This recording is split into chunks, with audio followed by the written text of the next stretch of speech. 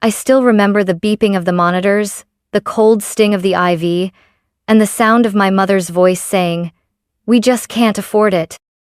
Not because there wasn't money, but because that money had already been promised to my younger sister's college fund. I was 15. I had just been told I needed urgent treatment to survive. And my parents chose not to sign the forms. They didn't cry. They didn't hesitate. They said, "God will provide," and walked out of the hospital room like it was nothing. But it wasn't nothing. It was my life. Luckily, my grandmother showed up. She didn't ask questions. She just acted. And because of her, I'm alive. But I didn't stay silent. I did something quietly, carefully, and deliberately. And years later, my parents regretted their choice more than I could have ever imagined. The diagnosis came on a Tuesday. I was lying on a thin hospital bed, the fluorescent lights buzzing above me, when the doctor walked in and said the words, "I'll never forget. It's serious. You'll need treatment immediately if we want a real shot at recovery." For a few seconds, I felt the world fall away. I was scared, but a part of me naive, hopeful thought, "It's okay. My parents are here. They'll take care of me." They stood at the foot of the bed. My dad stared at the floor. My mom folded her arms tightly across her chest. The doctor continued. He mentioned the treatment plan, the success rate, and finally, the cost. That's when my mother spoke. "We won't be moving forward." I blinked, thinking I'd misheard her. "I'm sorry," I croaked, my voice raw. She sighed. "We've talked about this, Madelyn. Isabel's college tuition is already locked in. The treatment, it's just too much. We can't sacrifice her future." My heart dropped. I could die. Dad didn't say anything. He just gave a small shrug, like it wasn't his decision to make. "We believe that if it's meant to be, it will be," my mom added. "God has a plan." I remember gripping the side of the bed so hard my knuckles turned white. It wasn't even anger that hit me first. It was confusion. Were they serious? Were they really putting Isabel's future ahead of my life? They didn't cry. They didn't hold my hand. They didn't even say goodbye. They just turned and walked out of the room. A nurse came in a few minutes later. "Are your parents coming back?" she asked gently. I didn't answer. I didn't know what to say. I stared at the door for what felt like hours. My body was still weak, but I felt something ignite inside me. A quiet heat, a clarity I'd never felt before. They're not coming back. They had made their choice. They chose Isabel, the star, the girl who'd never had to ask twice, the daughter who got private lessons, spring trips, and sparkling new laptops. Me? I was the background, the burden. I had always felt I'd at birthday parties when my gifts were an afterthought, in the silence when I brought home awards, and no one noticed, but now it was confirmed. And yet, I was still here. Still breathing. Still alive, if only barely. And if they weren't going to fight for me, then I would have to fight for myself. Alone? That night, as the machines around me beeped steadily, I closed my eyes and whispered one promise to myself. This isn't the end. It's the beginning. The next morning, the nurses looked at me differently. Sympathetic glances. Forced smiles. They'd heard. A social worker came in with a clipboard, her tone polite but clinical. She asked about guardianship, emergency contacts, medical proxies. I just stared at her blankly. "My parents aren't coming back," I said, my voice hollow. She hesitated. "Do you have anyone else? An aunt? Grandparent?" I did, but I hadn't spoken to her in almost a year. Grandma Rosemary, my mom's mother. She lived in a quiet little house across town. She wasn't someone they talked about much anymore, mostly because she didn't approve of the way my parents raised us. I remembered once, during a Christmas dinner, she pulled me aside and whispered, "You deserve more love than they know how to give." I never forgot that. So I gave the social worker her name and number. An hour later, my room phone rang. "Madelyn?" The voice was breathless, panicked. "Grandma?" Sweetheart, I'm on my way. 15 minutes later, the door flew open. She wasn't tall or strong or loud, but in that moment, she looked like a warrior. Her gray curls frizzed from the wind, her cardigan misbuttoned, her eyes glistening behind thin glasses. She didn't ask questions. She didn't need to. She saw the IV, the pale skin, the absence of parents. That was enough. She crossed the room, took my hand, and simply said, "I'm here now." I don't remember crying. I just remember feeling seen. Later that day, while doctors explained treatment options, she sat beside me and nodded. "What's the next step?" she asked. No hesitation. No flinching. When they mentioned the cost, she didn't blink. "We'll figure it out," she said. And I believed her. Because unlike my parents, she didn't calculate my worth on a spreadsheet. She didn't weigh my survival against someone else's future. She just loved me. That night, after the paperwork was signed and the first phase of treatment scheduled, she brought me a bag filled with pajamas, a lavender blanket, and a tiny music box I'd once loved as a kid. She'd kept it all those years.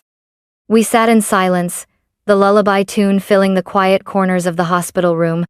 She told me stories from when I was little, how I used to dance on her toes in the kitchen, how I once tried to plant jelly beans in her garden to grow a candy tree. I smiled for the first time in days. It was strange how something as simple as being remembered could stitch broken parts back together. I didn't know what the future held. I didn't know how long I'd be in the hospital, or what recovery would look like. But I knew one thing for certain. I wasn't alone anymore. And that changed everything. After a few more days in the hospital, I was discharged with strict instructions and a folder full of medication plans, follow-up dates, and dietary restrictions. Grandma Rosemary drove me home in a car that smelled like mint gum and old books. She kept one hand on the steering wheel, the other occasionally reaching out to squeeze mine, like she was checking to make sure I was still really there. Her house was small, a faded yellow one-story with creaky floors and ivy crawling up one side, but to me, it felt like a castle. It was the first place I'd arrived in years where no one sighed when they saw me walk in. She set me up in the guest room, clean sheets, soft pillows, a chipped lamp with warm light. There was a note taped to the mirror that just said, "You are safe, you are wanted." I cried when I read it. Not loud, not messy, just quiet, exhausted tears.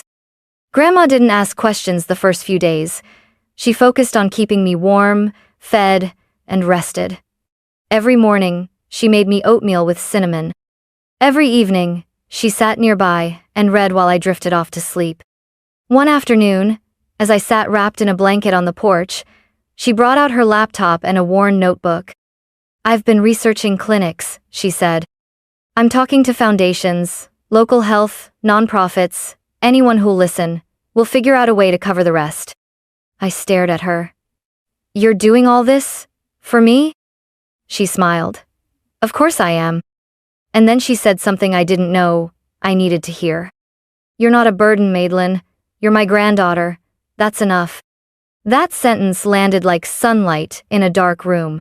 Because for so long, I'd been trained to measure my worth by comparison to Isabel's grades, her charm, her future potential. In our family, she was the investment, I was the expense. But here, with Grandma, I was just me, and somehow, that was okay. In the quiet of those early weeks, my body began to heal. Slowly, my appetite returned. I could sit up longer. I started walking around the block, one hand on the railing, the other clutching my grandma's elbow. And in those walks, we talked. Not about the past, not yet, but about books, favorite flowers, the names of the neighborhood cats. I laughed again. Smiled again. And, bit by bit, I began to believe something dangerous and beautiful. That maybe I deserved to survive. It wasn't just about the hospital. The truth is, I'd been fading out of their focus long before the diagnosis. Growing up, it always felt like Isabel and I were born into two different familias, except we lived under the same roof. She got ballet lessons, new dresses, birthday parties with themes. I got leftover decorations and hand-me-downs 2 sizes too big. She was the daughter they talked about at church, bragged about to friends, plastered on the Christmas card. I was the one they left out of photo captions or introduced as the quiet one. At first, I tried harder. I brought home straight A's, volunteered at school events, joined the library club. But no matter how well I did, the response was the same. "That's great, Madelyn. Now can you help Isabel with her math homework?" It was like I didn't exist unless I was useful. I remember one time, I think I was 12, when I got second place in the state spelling bee. I was so proud. I even brought the little silver medal to dinner, thinking maybe this would be it. Maybe they'd finally look at me. But instead, Mom barely glanced up and said, "Could you not wear that at the table, sweetie? It's distracting." That night, I tucked the medal into the back of my drawer and never mentioned it again. It wasn't that they hated me. That would have been easier to understand. It was that they didn't see me at all. And when I got sick, they didn't suddenly wake up and realize what they were about to lose. They just stayed asleep. The day after I moved in with Grandma, I saw Isabel's college announcement on social media. Big smiles, balloons, a caption that said, "So proud of our girl. Can't wait to see the amazing things she'll do." There was no mention of me, no concern, no acknowledgement that I was fighting for my life across town. That post broke something inside me. Not because I expected them to care, but because a part of me still wanted them to. Even after everything, I still hoped for a call, a message, some sign that maybe they regretted walking out. But none came. Instead, my parents doubled down on their narrative. Isabel was the shining future. I was the shadow that chose to disappear. It was easier for them to believe I ran away out of rebellion, not desperation. It gave them clean hands and a clear conscience. But I remembered. I remembered every moment, the way they looked at me in that hospital room, like I was a number, not a daughter.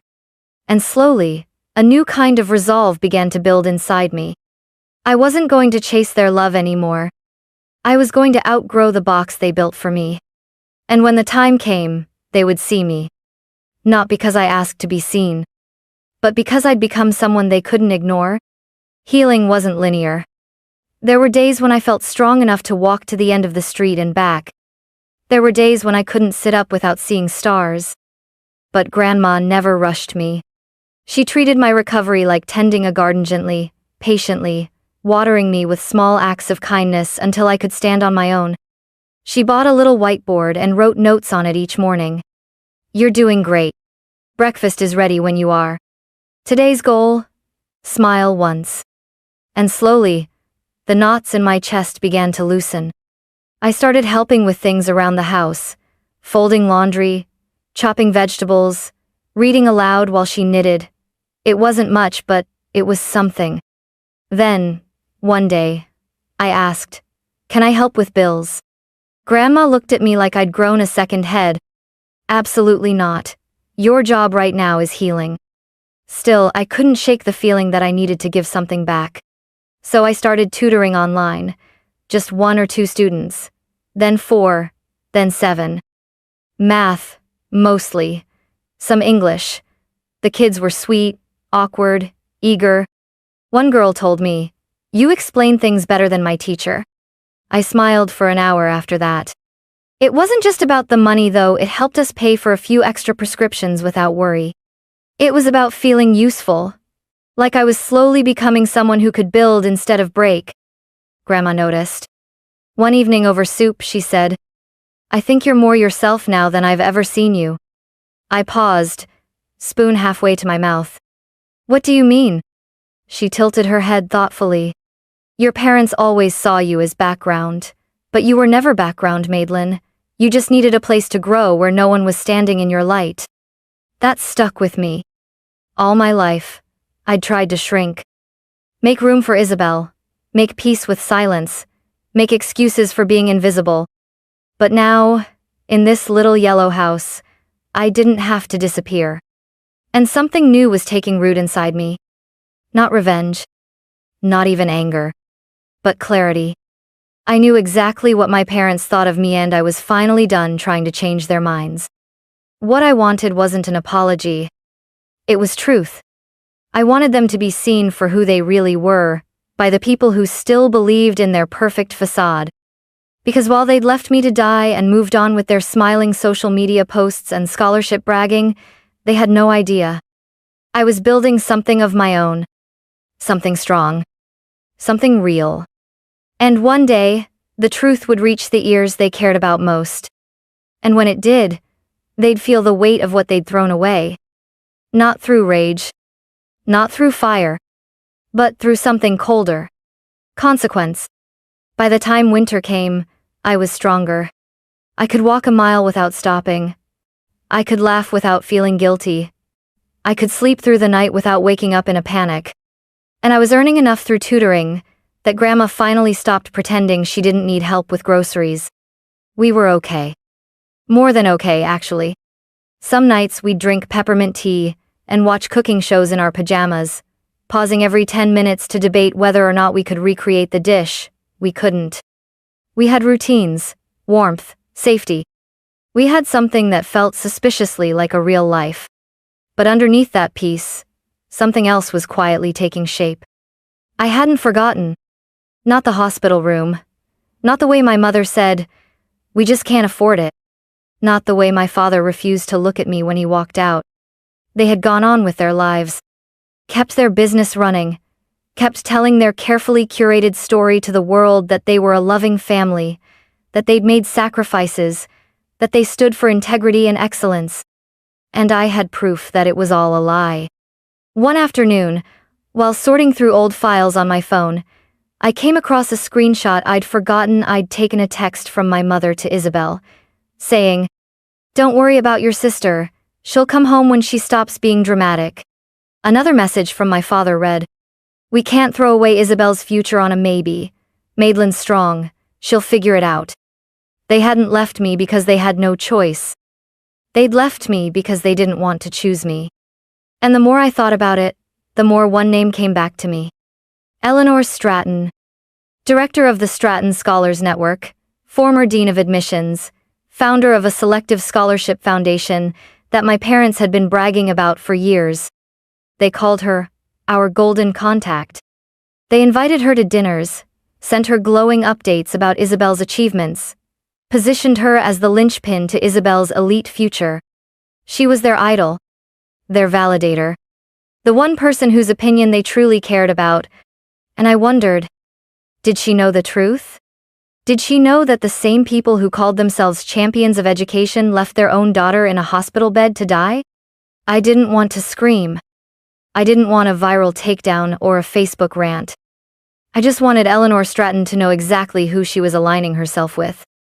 So, one evening, while Grandma made banana bread in the kitchen, I sat down at the old desktop and opened a blank email. I wrote simply, factually, no drama, no embellishment. I told her what happened. I told her I was the daughter of Mark and Madelyn Carter. That I had once needed urgent medical treatment. That they refused to pay for it because the money had already been set aside for my sister Isabel's college tuition. I told her I survived because someone else, me grandmother, stepped in. And I attached proof. The hospital letter showing denial of care due to lack of payment. Screenshots of the texts. A statement from the social worker who filed the neglect report. At the end, I wrote only one sentence. I thought you might want to know what kind of people you're endorsing. I didn't sign it with bitterness. Just my name. Madelyn Carter. I read it 3 times. Then, I clicked send. And in the stillness that followed, I realized I didn't feel guilty. I felt ready. I didn't hear back from Eleanor Stratton. I didn't expect to. But 2 weeks later, the badge on my parents' website, proud partner of the Stratton Scholars Network, was gone. It had always been front and center, highlighted in gold. They used to boast about it in every brochure, every pitch to high-paying clients. Now, just vanished.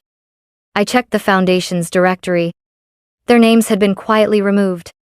No announcement, no explanation. Just one clean, silent severing. I stared at the screen, my heart pounding not from fear, but from something colder, steadier. It had begun. What followed wasn't loud. It didn't make headlines or cause a public scandal. It was quieter, more surgical. First, a few client reviews disappeared from their website. Then a school pulled out of a scheduled speaking engagement. Then another declined to renew their consulting contract. Whispers began to circulate in the tight-knit academic community. Parents who had once trusted them with their children's futures began to ask quiet questions. Was it true? Had they really abandoned their own daughter? Had they covered it up? My parents tried to pivot fast. They changed their branding, launched a new package series, rewrote their bios to center Isabel's recent awards. But it didn't work. The phone stopped ringing.